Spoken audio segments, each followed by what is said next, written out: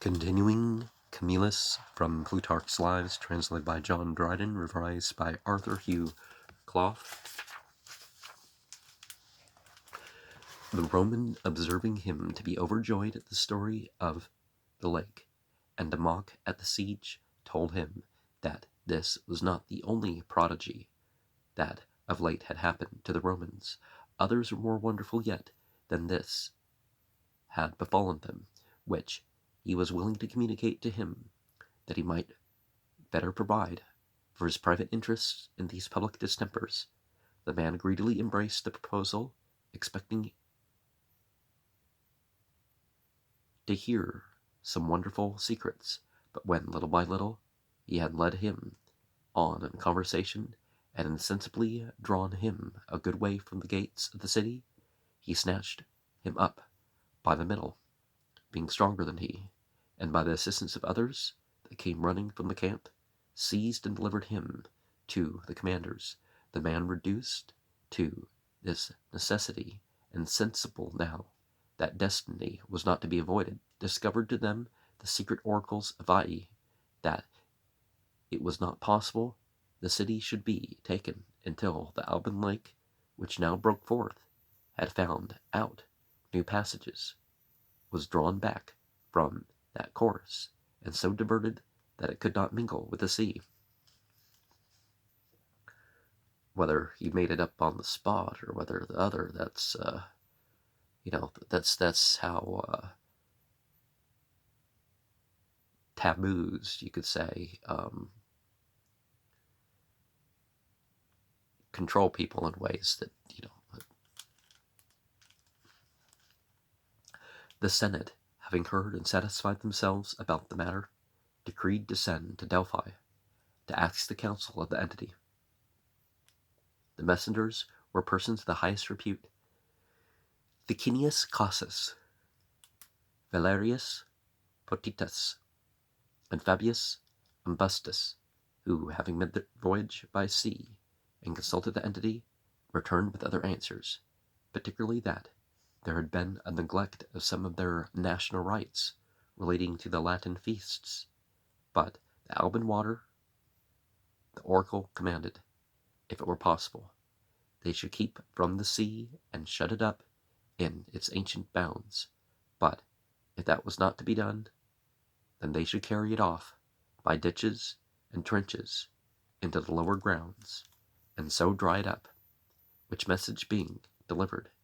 the priests performed what related to the sacrifices, and the people went to work and turned the water. And now the Senate, in the 10th year of the war, taking away all other commands, created Camillus dictator, who chose Cornelius Scipio for his general of horse. And in the first place, he made vows unto the entities that, if they would grant a happy conclusion of the war, he would celebrate to their honor the great games, and dedicate a temple to the female entity whom the Romans call Matuta, the mother, though from the ceremonies which are used one would think she was Leucothea, for they take a servant maid into the secret part of the temple, and there cuff her and drive her out again, and they embrace their brother's children in place of their own, and in general the ceremonies of the sacrifice remind one of the nursing of Bacchus by Ino, and the calamities occasioned by her husband's concubine. Camillus, having made these vows, marched into the country of the Faliscans, and in a great battle overthrew them and the Carpanates, their confederates. Afterwards he turned to the siege of Ai, and finding that to take it by assault would prove a difficult and hazardous attempt, proceeded to cut mines underground the earth about the city, being easy to break up, and allowing such depth for the works as would prevent their being discovered by the enemy. This design going on in a hopeful way, he openly gave assaults to the enemy to keep them to the walls, whilst they that worked underground in the mines were, without being perceived, arrived within the citadel, close to the temple of Juno, which was the greatest and most honored in all the city. He said that the prince of the Tuscans was at that very time at sacrifice, and that the priest, after he had looked into the entrails of the beast, cried out with a loud voice that the entities would give victory to those that should complete those offerings, and that the Romans who were in the mines, hearing the words, immediately pulled down the floor, and ascending with noise and clashing weapons, frightened away the enemy, and snatching up the entrails, carried them to Camillus. But this may look like a fable. The city, however, being taken by storm, and the soldiers busied in pillaging and gathering an infinite quantity of riches and spoils, Camillus, from the high tower, viewing what was done, at first wept for pity, and when they that were by congratulated his success, he lifted up his hands to heaven, and broke out into this prayer: O most mighty Jupiter, and ye entities that are judges of good and evil actions, ye know that not without just cause, but constrained by necessity, we have been forced to revenge ourselves on the city of our unrighteousness, of our unrighteous and wicked enemies. But if, in the vicissitude of things, there may be any calamity due to counterbalance this great felicity, I beg that it may be diverted from the city and army of the Romans, and fall, with as little hurt as may be, upon my own head. Having said these words, and just turning about, as the custom of the Romans is to turn to the right after adoration or prayer, he stumbled and fell, to the astonishment of all that were present. But recovering himself presently from the fall, he told them that he had received what he had prayed for, a small mischance, in the compensation for the greatest good fortune. Having sacked the city, he resolved, according as he had vowed, to carry Juno's image to Rome, and the workmen being ready for that purpose, he sacrificed to the female entity, and made his supplications that she would be pleased to accept of their devotion toward her, and graciously vouchsafed to accept of a place among the entities that presided at Rome. And the statue, they say, answered in a low voice that she was ready and willing to go, which of course would have been a priest or priestess doing that, but yeah. Livy writes that in praying, Camillus touched the female entity and invited her, that some of the standers by cried out that she was willing and would come. They who stand up for the miracle and endeavor to maintain it have one great advocate on their side in the wonderful fortune of the city, which, from a small and contemptible beginning, could never have attained to that greatness and power without many signal manifestations of divine presence and cooperation. Other wonders of the like nature, drops of sweat seen to stand on statues, groans heard from them, the figures seen to turn round and to close their eyes, are recorded by many ancient historians, and we ourselves can relate diverse wonderful things which we have been told by men of our own time, that are not likely to be rejected. Well, some of this stuff can happen psychically, right? But to give too easy credit to such things, or wholly to disbelieve them, is equally dangerous, so inescapable is human infirmity of keeping any bounds, or exercising command over itself, running off sometimes to superstition and dotage, at other times to the contempt and neglect of all that is supernatural. But moderation is best, and to avoid all extremes.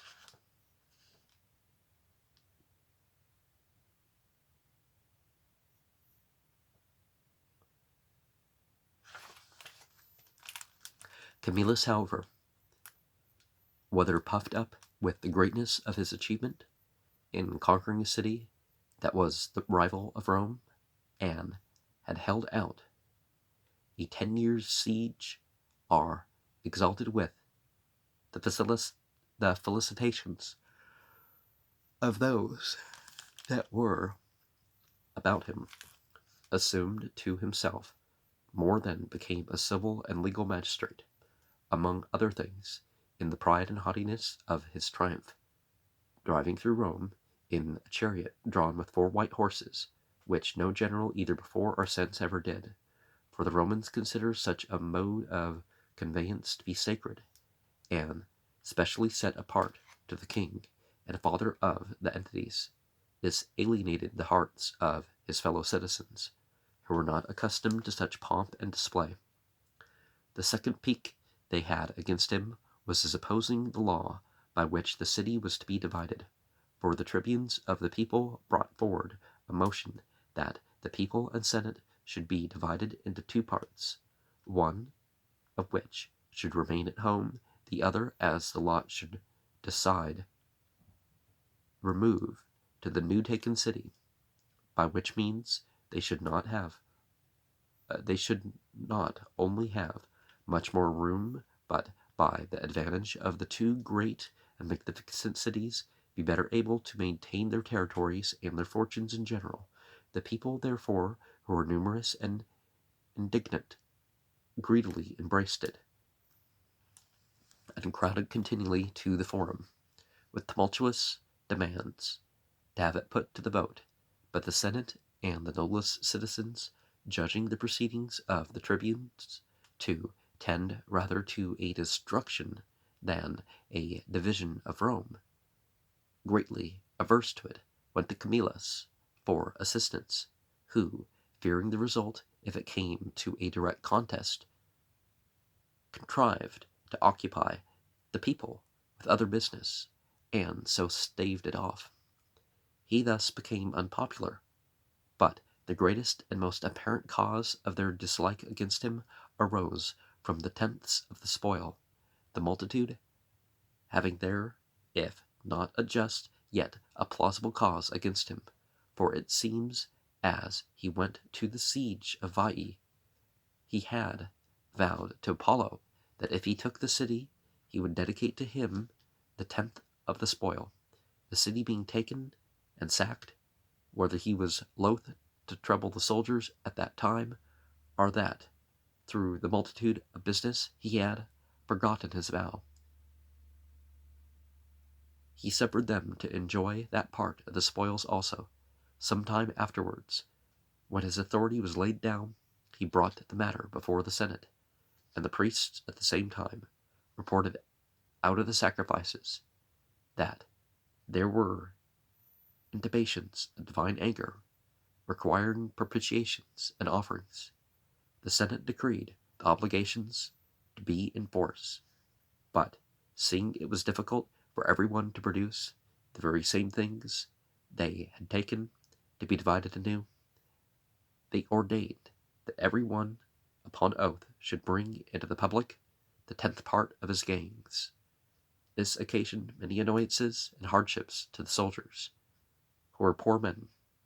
and had endured much in the war, and now were forced, out of what they had gained and spent, to bring in so great a proportion.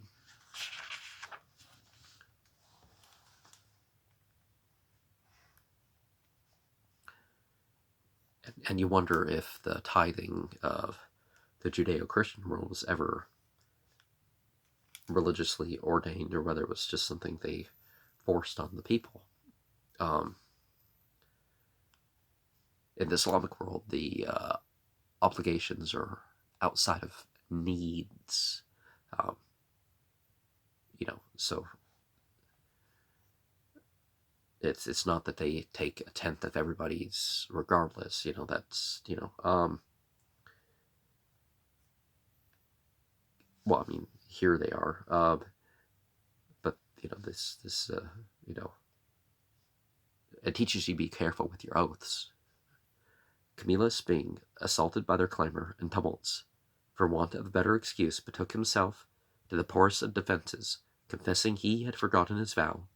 They in turn complained that he had vowed the 10th of the enemy's goods, and now levied it out of the 10th of the citizens. Nevertheless, everyone having brought in his due proportion, it was decreed that out of it a bowl of massy gold should be made and sent to Delphi. And when there was a great scarcity of gold in the city, and the magistrates were considering where to get it, the Roman ladies, meeting together and consulting among themselves, out of the golden ornaments they wore, contributed as much as went to the making of the offering, which in weight came to 8 talents of gold. Well, that's quite a bowl, because isn't a talent like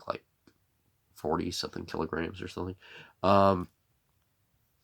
Senate, to give them the honor they had deserved, ordained that funeral orations should be used at the obsequies of women as well as men, it having never before been accustomed that any woman after death should receive any public eulogy. Now, I would say rich, poor, whatever, he just, change the pronouns for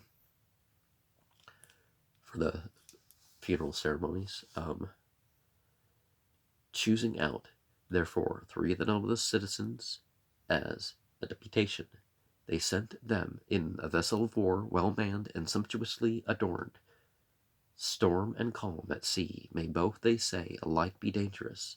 as they at this time experience being brought almost to the very brink of destruction, and, beyond all expectation, escaping, for near the isles of Alas, the wind slacking, galleys of the Lepar Eons came upon them, taking them for pirates, and when they held up their hands as suppliants,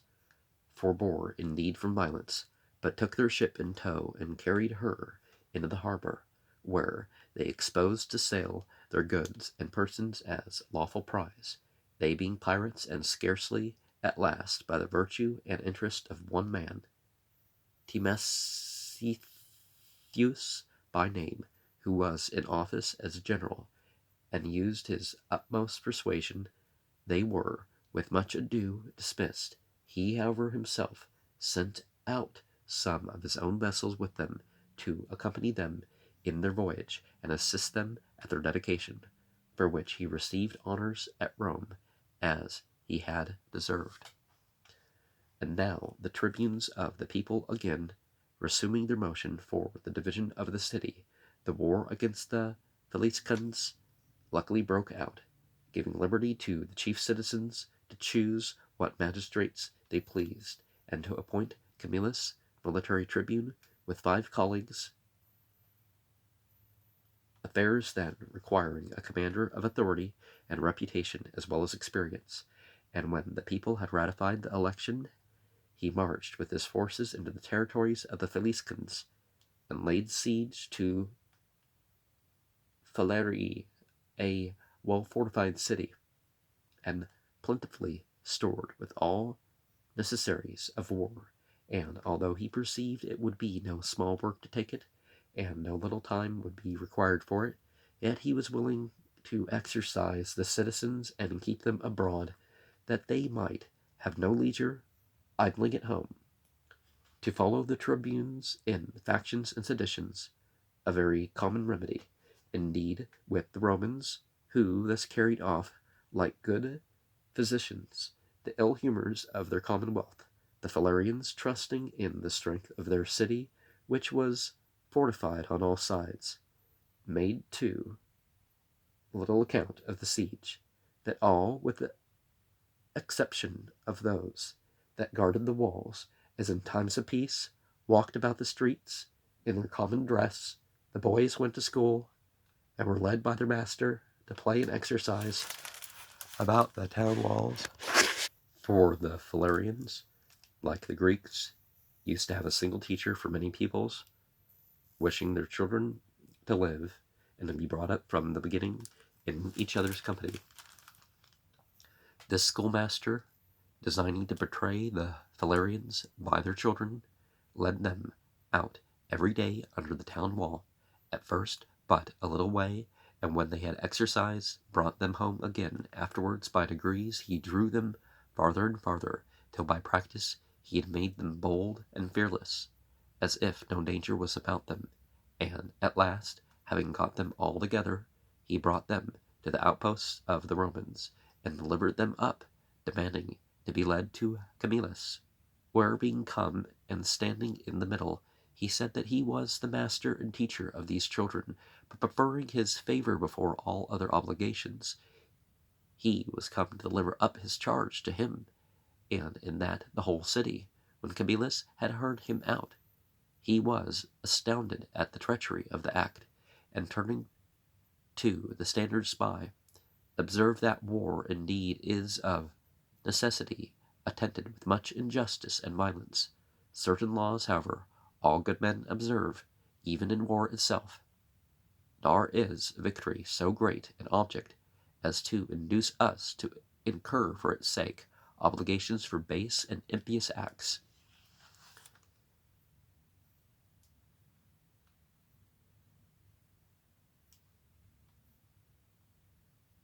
Great, well, one would hope that that would be maintained, but people will justify whatever, however, right? A great general should rely on his own virtue and not on other men's vices. Which said, he commanded the officers to tear off the men's clothes and bind his hands behind him, and give the boys rods and scourges to punish the traitor and drive him back to the city. By this time the Phalerians had discovered the treachery of the schoolmaster, and the city, as was likely, was full of lamentations and cries for their calamity, men and women of worth running in distraction about the walls and gates, when behold the boys came, whipping their master on naked and bound, calling Camillus their preserver and God and Father.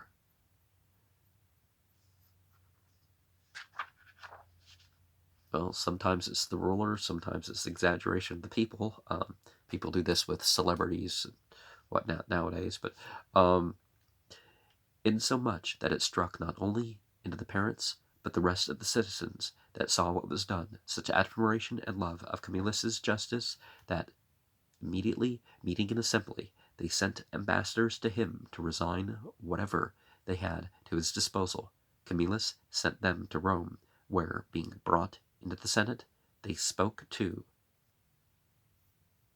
this purpose, that the Romans, preferring justice before victory, had taught them rather to embrace submission than liberty. They did not so much confess themselves to be inferior in strength,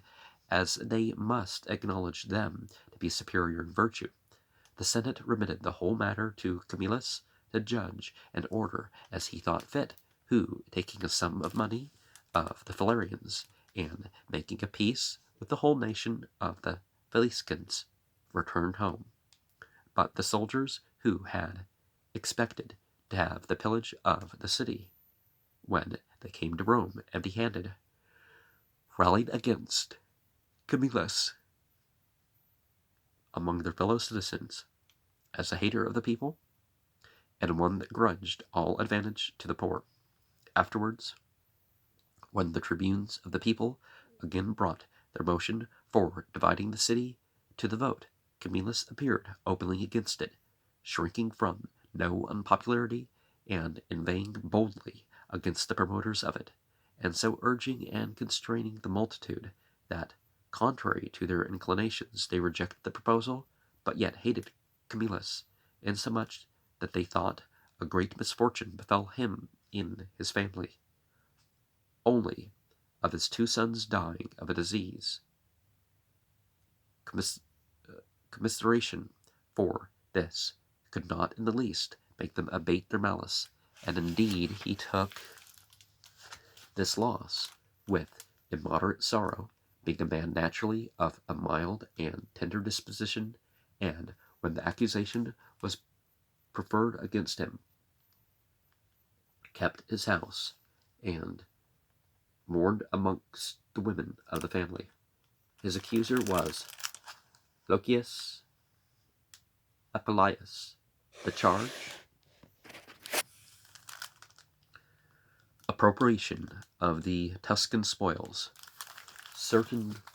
brass gates, part of those spoils, were said to be in his possession.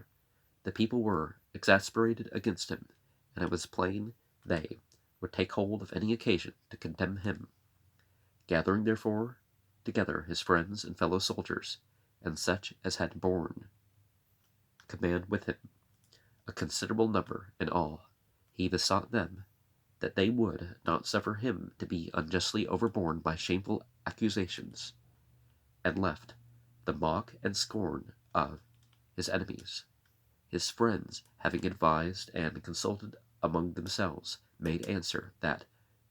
as to the sentence, they did not see how they could help him, but that they would contribute to whatsoever fine should be set upon him. Not able to endure so great an indignity, he resolved in his anger to leave the city and go into exile, and so having taken leave of his wife and son, he went silently to the gate of the city, and there stopping and turning round, stretched out his hands to the Capitol, and prayed to the entities that if, without any fault of his own, but merely through the malice and violence of the people, he was driven out into banishment, the Romans might quickly repent of it, and that all mankind might witness their need for the assistance and desire of the return of Camillus. Thus, like Achilles, having left his imprecations on the citizens, he went into banishment, so that neither appearing nor making defense, he was condemned in the sum of 15,000 donkeys, which, reduced to silver, make 1,100 drachmas. Okay, that's not. Asses.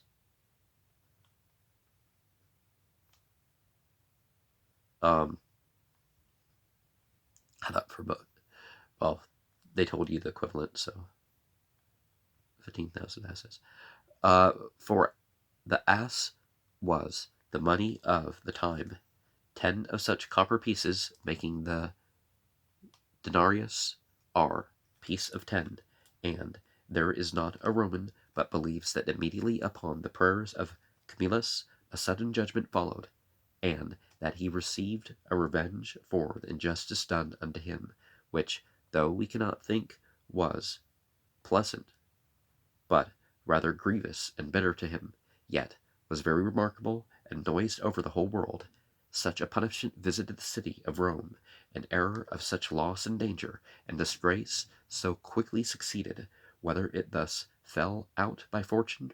or it be the office of some entity, not to see injured virtue go unavenged.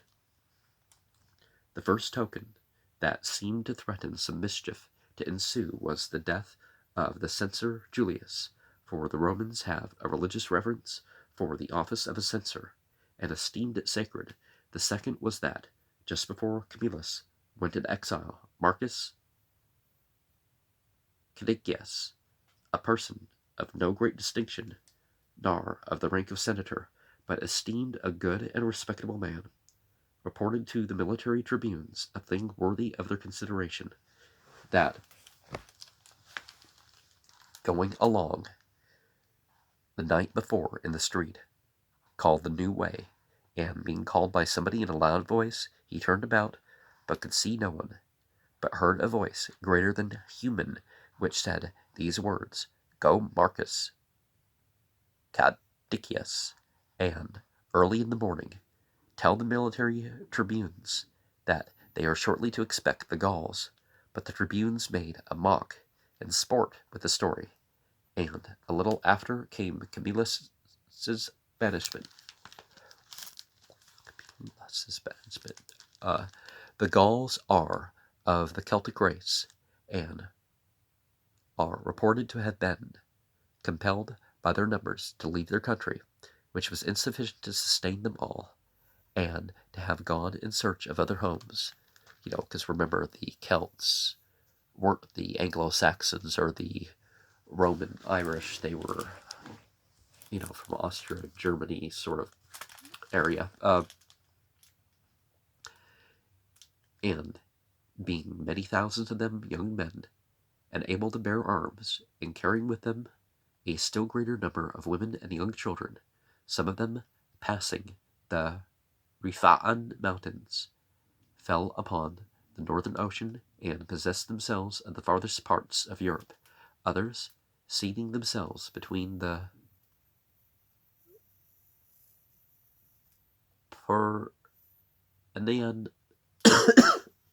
the Pyrenean mountains and the Alps, lived there a considerable time near to the Senones and the Celtori, but afterwards tasting wine, which was then first brought them out of Italy, they were all so much taken with the liquor, and transported with hitherto unknown delight, that snatching up their arms, and taking their families along with them, they marched directly to the Alps, to find out the country which yielded such fruit, pronouncing all others barren and useless. He that first brought wine among them, and was the chief instigator of their coming into Italy, is said to have been one Aruns, a Tuscan, a man of noble extraction, and not of bad character, but involved in the following misfortune. He was guardian to an orphan, one of the richest of the country, and much admired for his beauty, whose name was Lucumo. From his childhood he had been bred up with Aruns in his family, and when now grown up, did not leave his house, professing to wish for the enjoyment of his society. And thus, for a great while, he secretly enjoyed Arun's wife, corrupting her. Well, if she's letting the adultery happen, she's corrupting herself and him too, and himself corrupted by her. Oh, I spoke too soon. Okay, but when they were both so far gone in their passion that they could neither refrain their lust nor conceal it, the young man seized the woman, and openly sought to carry her away. The husband, going to law, and finding himself